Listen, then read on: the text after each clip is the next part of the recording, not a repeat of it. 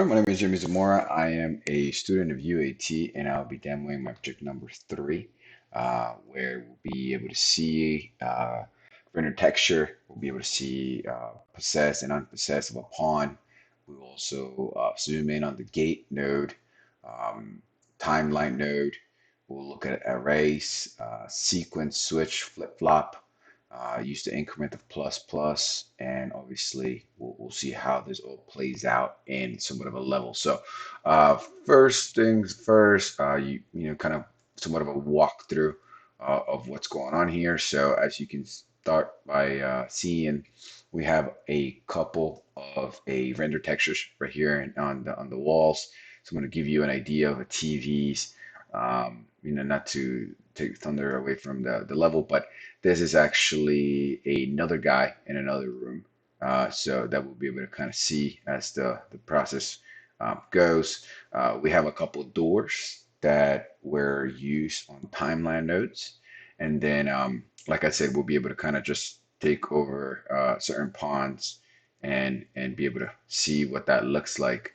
One of the biggest things that I think that we can start zooming in on is the ability to use um, render texture, right? So we used it in a couple of the cubes here. As you can see, this is the camera on 2D that was able to kind of, manipulate the angle. We created, a folder where we are able to kind of create a material. The material goes into the wall and it just displays the actual image live, which is awesome. I think that was pretty cool.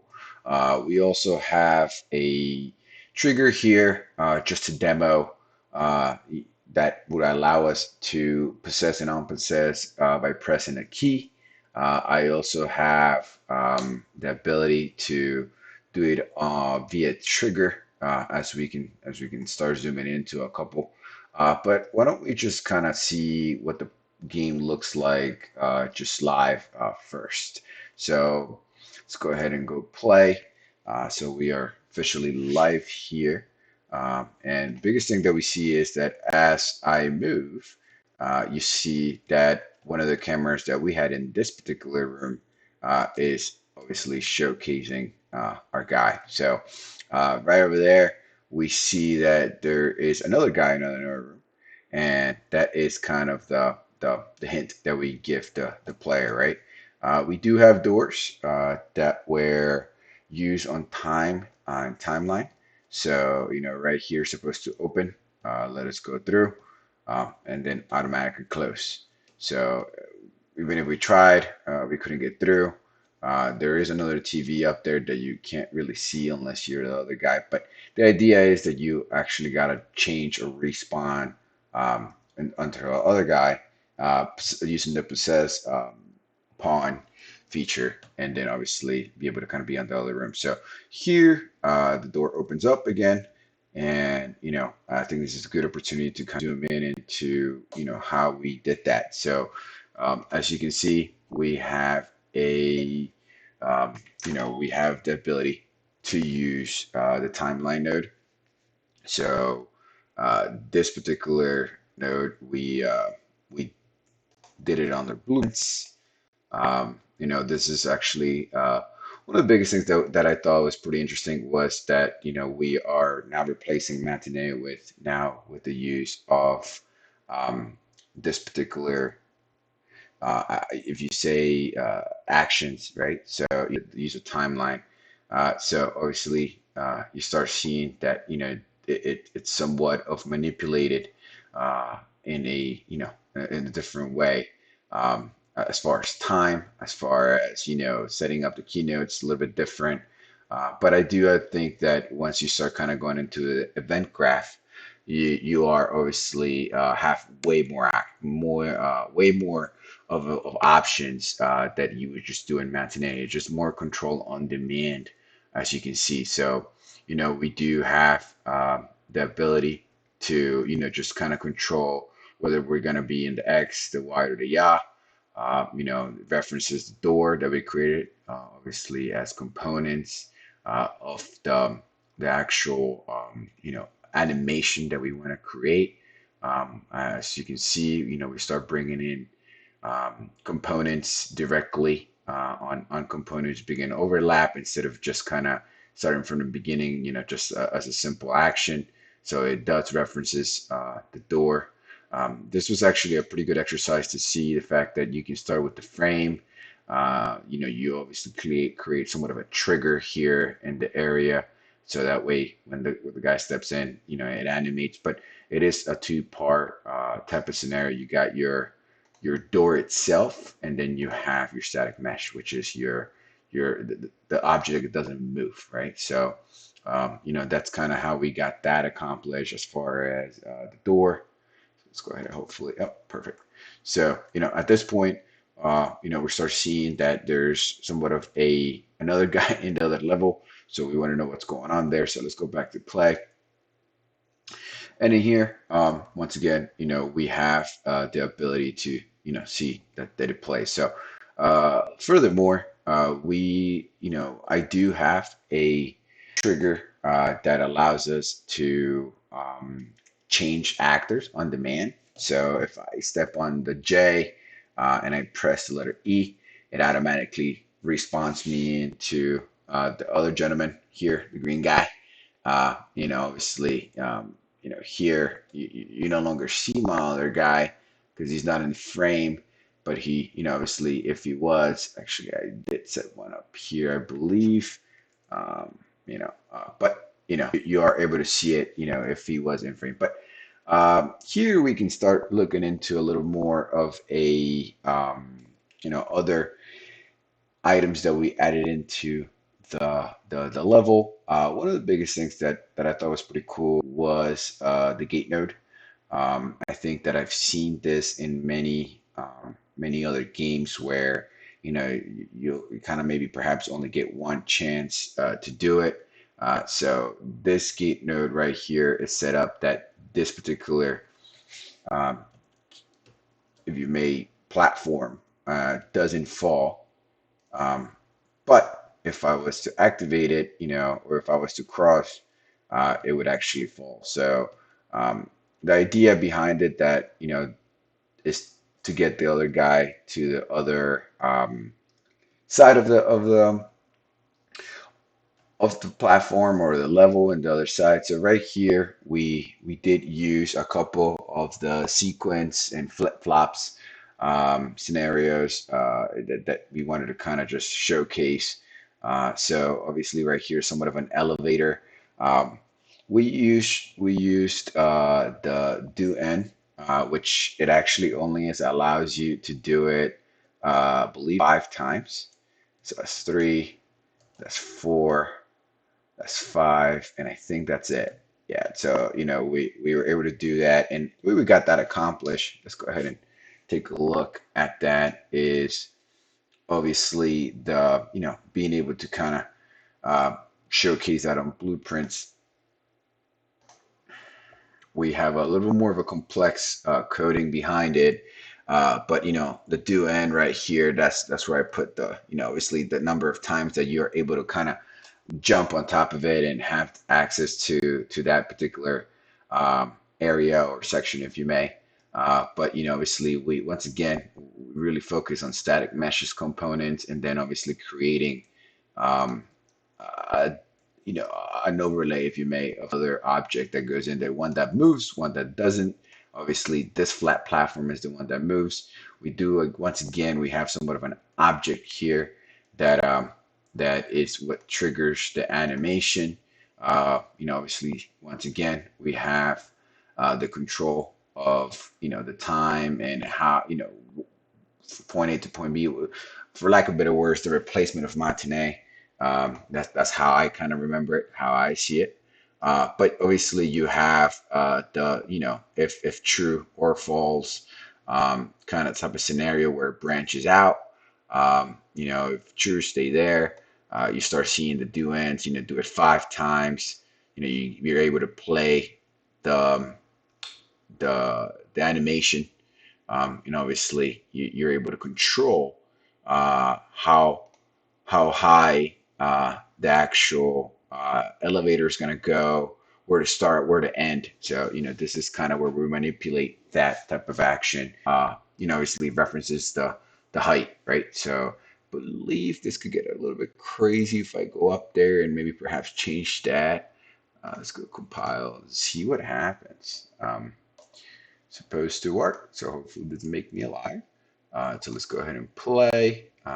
Once again, we are in the other area. I did set up a trigger here just for demo purposes.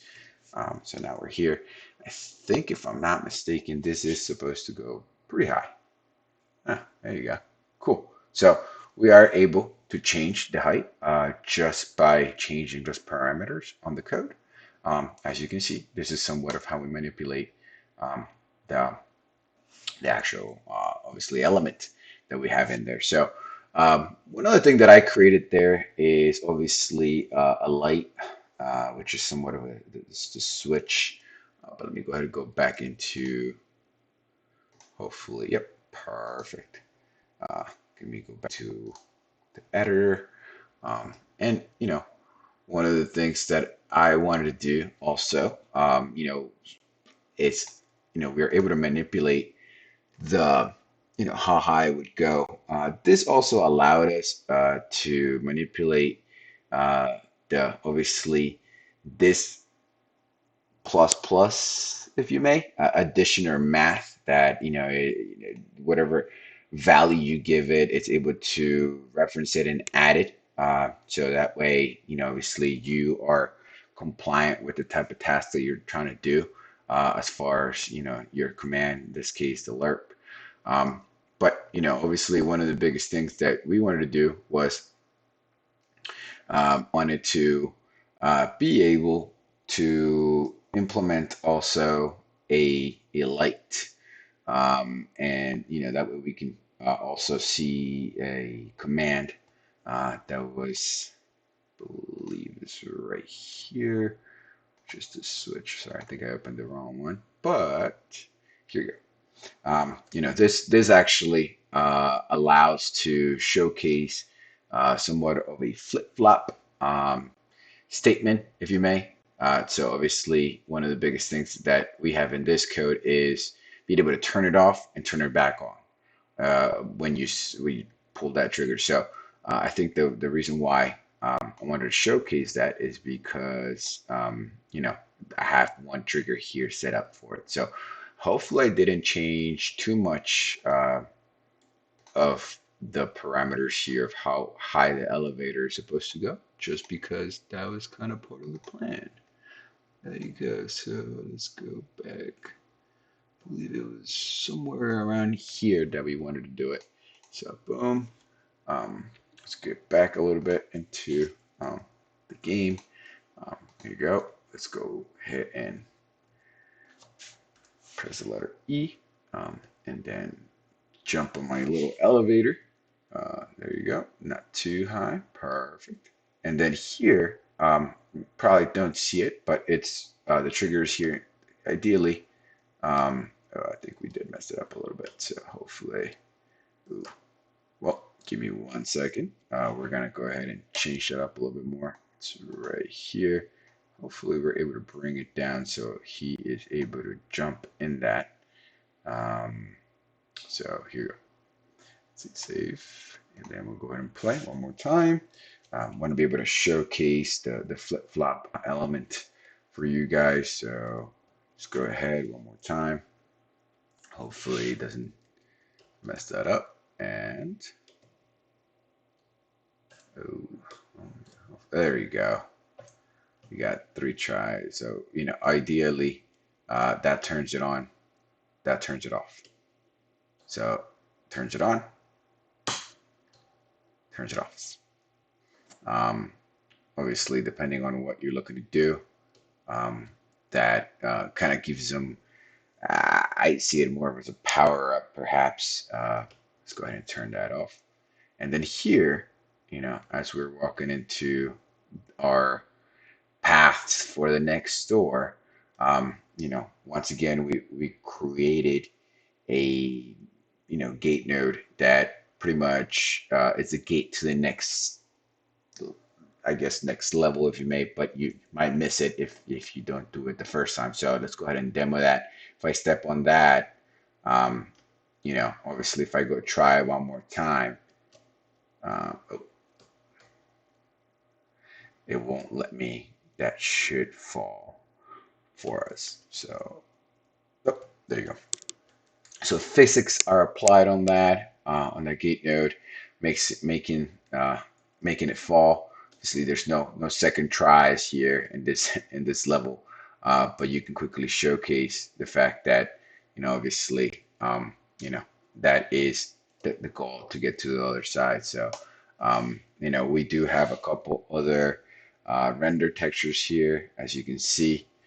So this one is set up so you can see this guy in the other side. And once again, we were able to see the flip-flop sequence here that we have in there. So hopefully I've been able to show you some of the main elements that we have. We will go ahead and play this one more time. That way you're able to see some of the other blueprints that are in the level, which is also here a door, the door being able to open.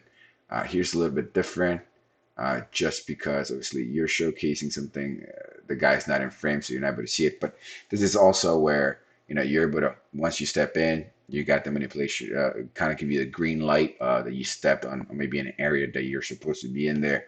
Um, you know, Giving it the time that you are able to switch guys. So this is more upon no longer pressing a letter E or on demand.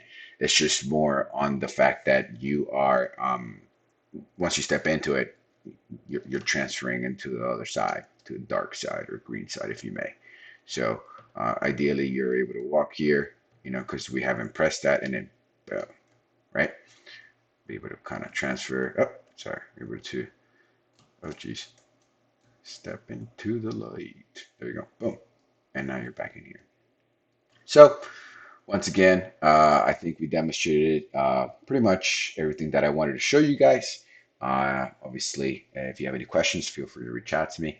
But with that, I've been able to show you what a render texture is. I was able to possess and unpossess another pawn. Show you guys the full-length cube or the gate node, timeline node. So show you, obviously how to do a sequence switch, flip flop, do in via the elevator. Obviously using math as well to be able to add and subtract the percentages between an elevator, and why not. But besides that, pretty cool stuff. We were able to add some color to this guy, which I thought was pretty cool. But if there's any questions, like I said, Jamie Zamora, feel free to reach out to me. Thank you.